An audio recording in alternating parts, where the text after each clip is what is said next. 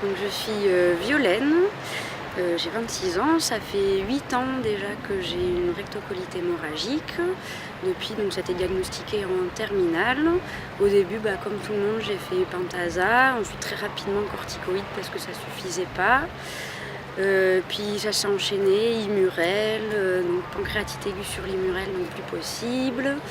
Et puis après, du coup, Rémicade qui n'a pas marché. Qu'est-ce que j'ai eu encore? Oui, donc protocole, essai thérapeutique sous Humira, puis méthotrexate que j'ai pas supporté. Donc les médecins, par défaut de traitement, sont revenus au Pentasa et ça me calme à peu près, on va dire. Je viens de finir la 6e année de médecine, donc j'ai mis 8 ans pour faire ces 6 ans. Donc voilà, et l'année prochaine, je commence l'internat de médecine générale. Je sais pas trop où encore, mais probablement vers Marseille. Au début, oui, ça a été un peu compliqué parce que comme peut-être la majorité des gens, de toute façon, j'ai redoublé ma première année. Donc là, je l'ai eu en 2 ans. Et après, donc ces deux premières années qui étaient un peu compliquées, j'ai un peu décompensé au niveau de la maladie. Au niveau aussi, je me suis complètement relâchée. Donc en fait, je me suis un peu coupée du monde. Donc ce qui fait que j'ai redoublé aussi la 2e année.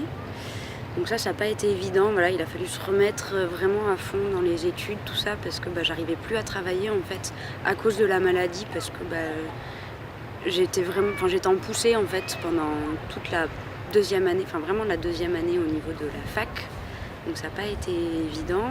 Quand je suis avec un patient, moi je suis plus malade, je suis vraiment médecin, presque médecin, et je suis plus Violaine malade, c'est Violaine médecin, futur médecin, et pas malade.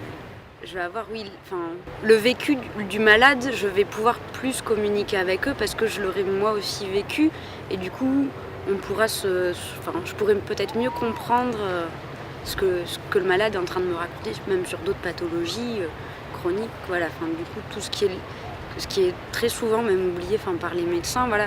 On n'est pas qu'un tube digestif, pour les diabètes, on n'est pas qu'un pancréas ou qu'une piqûre d'insuline, on est la gestion du médicament, la gestion de la pathologie dans la vie, tout ça. Et c'est vrai que après les médecins quand même écoutent de plus en plus, moi je trouve.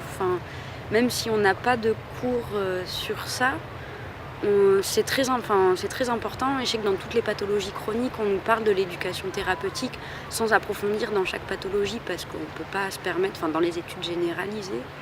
Mais après, je sais que on nous dit de suite, dès qu'un patient a une pathologie chronique, il faut lui parler d'éducation thérapeutique, il faut l'orienter vers une association. Donc le message à faire passer, c'est qu'il faut les faire, ces études.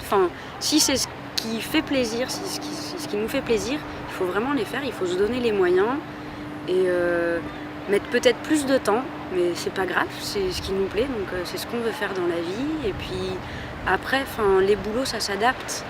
Donc après, peut-être travailler à mi-temps ou quoi, je sais pas. Mais si c'est ce qui nous plaît, si c'est ce qu'on veut faire, il n'y a pas de raison. On est malade, mais déjà, c'est des maladies qui ont des périodes de rémission aussi, il ne faut pas l'oublier. Donc on peut avoir des moments où on va très bien. Et il ne faut pas se pourrir la vie juste parce qu'un médecin nous dit surtout faites rien. Non, je pense qu'il faut vraiment faire faire ce qui vous fait plaisir.